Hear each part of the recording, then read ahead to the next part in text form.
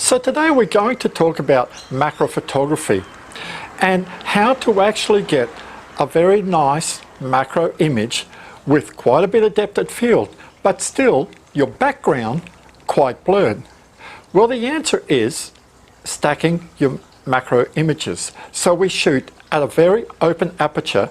Today we're going to be shooting at f4 and we're going to be stacking around 5 to 8 images of this little cactus plant that you see here, just the little ones here, so that everything is in nice focus, but the background, there's green plants because we're at my place, and I actually want all of this blurred. And I will show you very soon why we actually shoot at f4, because we could shoot at, let's say, f18 or f22 or even f32. In macro you can easily do that. These lenses will handle this, but the problem is that our background then comes into play, and if you've got a very busy background, or like here that it's all sort of hickly-pickly, you don't want that. You actually want like a very blurred background so it doesn't detract from your image. Let's go through the process now and I will show you how and why we actually stack the images, and then we'll go back into my home office and I will show you how we edit these images in Adobe Lightroom, and then how we stack these into a composite image using Helicon Focus and Adobe Photoshop. Most people like Helicon Focus, but if you've got Adobe Photoshop, I'll actually show you how to use it in Adobe Photoshop, but I'll also show you how to use it in Helicon Focus. So now, let's actually get started and take these set of images. So for this tutorial, I'm using my Nikon D500, my Tokina 100mm f2.8 macro lens set at f4, because this will just give me a little bit of leeway when I'm actually stacking the images. At this range, which is around a meter, I can't get down to f2.8. My minimum aperture is f3.5. And if I shoot at f4, what it's going to do is it's going to give me probably about around a centimetre, just over a centimetre, centimetre and a half.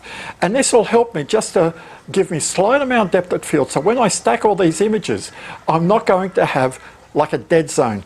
What I mean is that between one stacked image and the next, everything will be in focus, because if it's not, then when you actually stack your images, you're actually going to see that there's a bit of blurred area. You want to make sure that you choose your focus points carefully in your image so that everything from front to back is all in focus. So now we're going to start at f3.2 and I'll run through all the apertures that we're going to use, and watch the background. It'll actually start from being very blurry, it'll slowly get more defined as we actually increase our aperture. So we're at f3.2, f4, f5.6, f8, f13. Can you already see how the background is being very discernible, and it's starting to detract from our cactus? f16, f22. You can actually see quite detailed background, and it's actually detracting from our subject. This is why we actually like shooting at a very wide open aperture, and then we stack the images. When we do this, we actually need a very sturdy tripod. We'll actually get back to f4 because this is a setting we want. You can actually see now in our image, you can actually see we've got 7 small buds of cactus and the main trunk of the cactus behind it, and it's sitting in a small terracotta pot. So what I'm actually going to do is I'm going to move around my focus point. I'll start from the middle and then look at which one I need to photograph, and I'll slowly start from the front, work to the back, and my last image will be taken on the terracotta pot. And I'm using live view here to actually select my focus point. So let's get started. So my camera settings are ISO 400, f4, and a shutter speed of 1/40th of a second, and I am on auto white balance. If you are shooting in JPEG, then I would highly recommend that you actually shoot in a preset white balance or manual white balance, not use auto, because if you've got a bit of color shift between each images, you're going to find this very hard to blend and the colors won't line up properly. Now, another thing is what we do when we're bracketing is, I've taken a couple of test shots here. It's actually showing me 5 on the camera. So what I do is I actually put my hand in front of the camera. That's it. So I've actually got like a blank screen. And then I can actually take all my bracketed images, and then when I'm finished, I'm actually going to put my hand in front of the camera again and take a shot again. This way, if you're actually taking multiple bracketed sets, you can actually see your hand. Hypothetically, we take 8 images. So we take these 8 images, then I put my hand, and if I'm going to change my composition, I would do that, then get everything right again. When I'm happy with the composition, happy with my exposure and all that, then I'll actually put my hand in front of the camera, take a shot. Then I can actually take all my bracketed images, then put my hand in front again. That way I could see when I go onto the computer, okay, I've got 8 images, I've got a blank screen, I've got 3 or 4 images, then I've got a blank screen, and then I've got another set of 8. So I go like, okay, well this is the first set, this is the second set, and the ones in the middle I can just dump. We go back into live view, I'll just zoom in just a little bit, that's it, and select the middle one.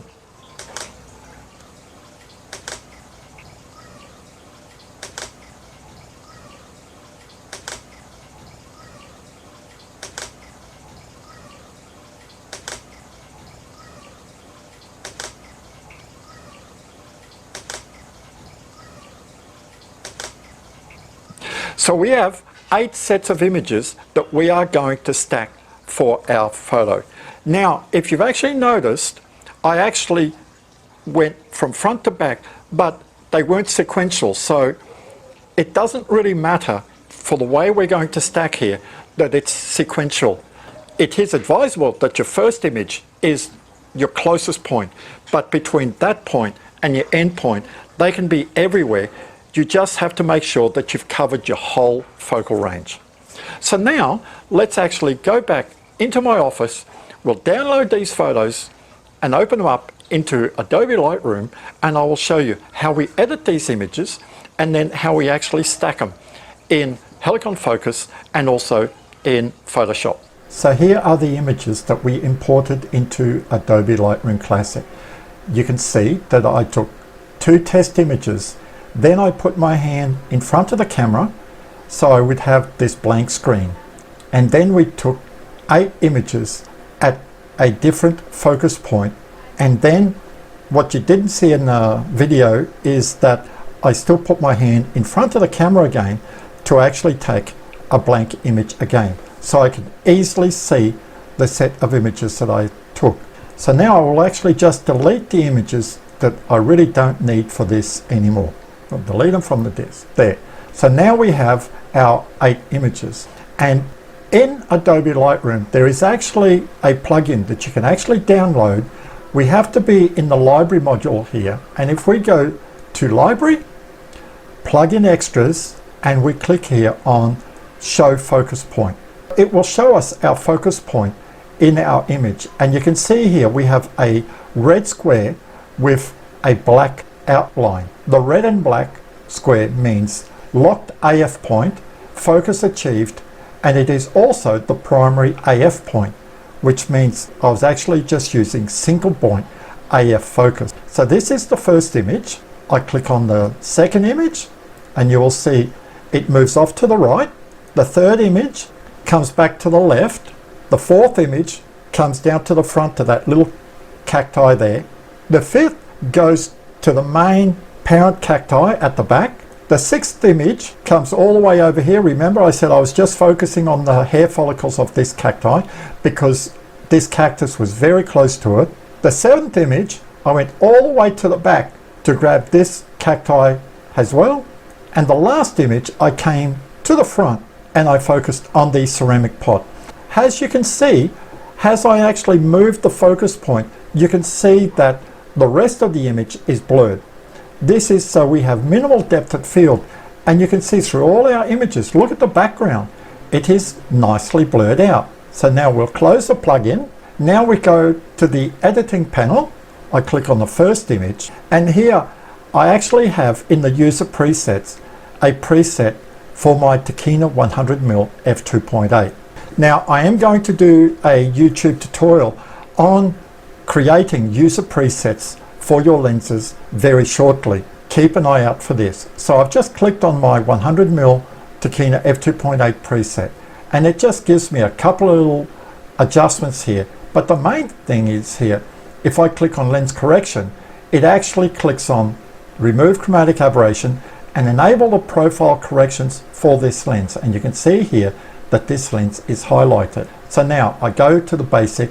I like using the Adobe landscape profile for these types of images. It is just slightly underexposed, so I'll just raise my exposure just that little bit, and now I will just quickly edit the image. So I hold the Alt key and I start from the black here. All I do, if I slide to the left, you can actually see all this color. What I actually want here is actually a pure white screen, so I just keep going until I've got pure white. That's it. Now the white's the same thing. I actually want now pure black. So if I go across to the white, to the right here, you can see this color.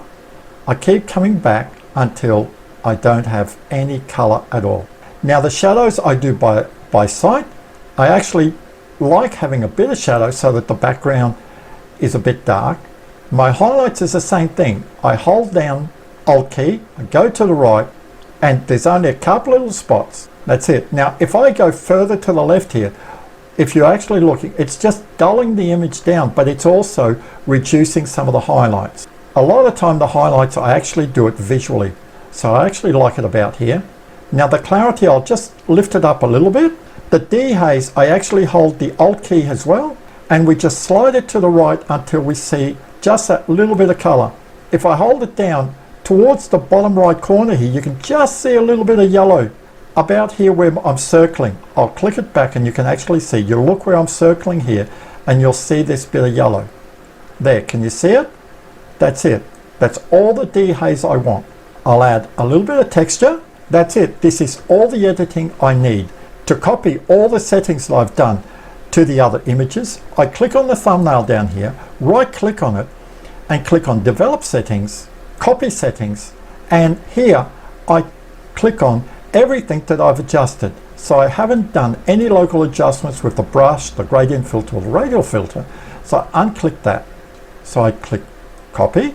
Now highlighting the first one, I hold the shift key down and I click on the last image, and you can see that all the images now have been highlighted.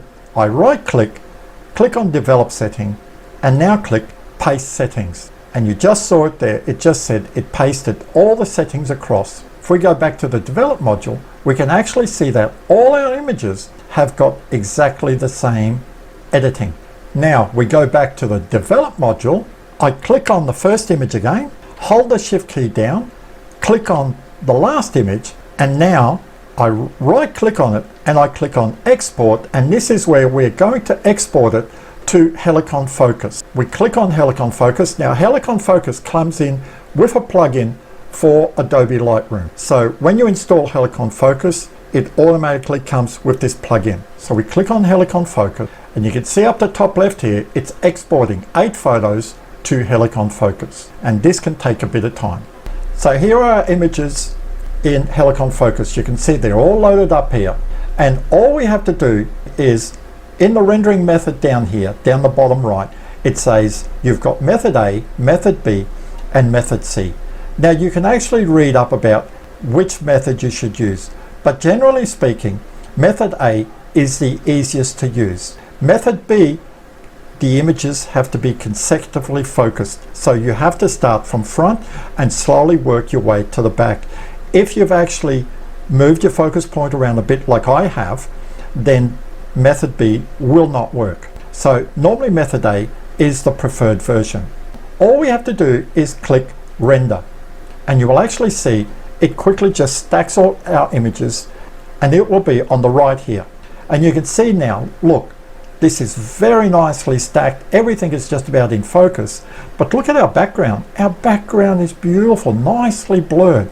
Now that it's rendered, you can actually see it sits down the bottom here. all we have to do is click save. It comes up with a file name. I normally just delete all this extra stuff here, and I normally tag _1, because if I decide to give it a second try, I can see how each stacked version looks. So I click save. Once it's saved, it actually comes up with a dialog box here telling you that you actually have to close Helicon Focus for the image to actually be re-imported into Lightroom. So this is what we'll do. We just close it down, and now it will actually bring it in. If we go to the library module, there it is here. So now we'll just zoom in to 50%, and you can see the whole image is very nicely focused. The terracotta pot's focused. Every little bit of these cacti are focused. This is what is so good about stacking your images. And look at our background here. It is still nicely blurred. Now what we'll do is we'll go back to the develop module. We'll highlight all our images apart from the stacked image, and now we will actually stack these images in Adobe Photoshop. So we right click on it, we come up here to edit in, and we click on open as layers in Photoshop, and you will see why you have to click on open as layers. Now you can see all our layers have been opened in Photoshop. So we click on the first image, hold the shift key, click on the last image, and all our layers now are selected. And we go to edit, and we come down here to auto blend layers. Click on that, and this little pop-up window comes up and it says blend method. We're not doing a panorama, so we click on the stacked images here, and it shows you can see like 3 images go into one, and we select seamless tones and color. You do not want to actually click on content aware field transparent areas. If this is clicked, you have to unclick it. This is all you want clicked. We click on OK, and now it will slowly work to actually blend all our layers together. You can see why people prefer to use Helicon Focus, because you don't have to do all of this in Helicon Focus. It does it all for you. It just works in the background. There. This is our stacked image, and it is very nice. And if we use the navigator tool here to move around, you can actually see everything is nicely in focus. Now all I have to do is come up here to layers. I click on flatten image. I go up to save the image. That's it, the image is saved. I can close the image down. I can actually close Photoshop. We go back to the library module, and here is our image now. This is the one from Photoshop. So if we click on the image of Helicon Focus here, you can see it's very clean. This is the Photoshop one. There's just a slight amount, and it looks like it's just the way that it's stacked it. If we zoom into 100%, you can see that it's nicely blended. Everything here is very sharp, very, very sharp. This is the Helicon Focus one. Look at that. It is so nice. Now all we'd have to do is just save our images. So I hope this gives you a better understanding of actually how to actually stack images for macro photography. And as you saw in the first part of the video, when we actually took photos of the cacti, it wasn't that hard. You just have to make sure that you have a sturdy tripod. There is no movement. This is the main thing. If you've got any movement at all, when you're going to try to line up the images, it's just not going to line up properly. So if you're trying to focus on something that there's a bit of breeze around, you've really got to try to isolate that object. Most of the time, if I'm trying to stack like a flower or something like that to get a greater depth of field, then I will actually do it inside where I'm immune to wind and all that. It's not going to be moving at all. And also, as you saw in part 2, when we edited the photos in Adobe Lightroom, it didn't take us that long to actually edit the images. And then to stack them in Helicon Focus took us less than a couple of minutes. The Photoshop stacking took us a little bit longer, but that's just because the way that Photoshop works. So I hope this gives you a better understanding of macro photography. And when you go out, if you actually want your whole subject that you're photographing in focus, and you also want that background quite blurred, this gives you the knowledge to actually go out there and to actually take photos and stack them when you get back home. But like I showed you, make sure that you actually put your hand in front of the lens before you start your stack, and then when you finish your stack, put it in front again. Or else when you get home, you might have 30 odd images if you've moved around, and you won't really know which is the first image of your stack and which is the last. This is a very good way to make sure that you've actually sectioned off all your stacked images. So if you liked the video, give me a thumbs up. This is Charles for Charles N Photography. See you next time.